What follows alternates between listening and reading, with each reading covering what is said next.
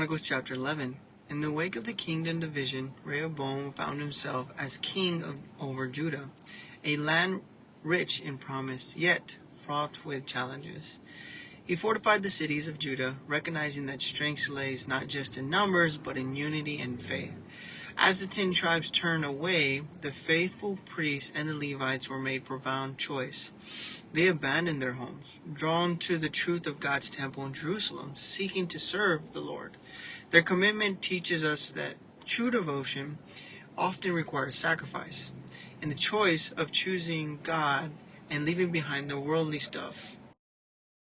Rehoboam, aware of his shortcomings, sought counsel from prophets, learning that humility and faith could forge a path of restoration.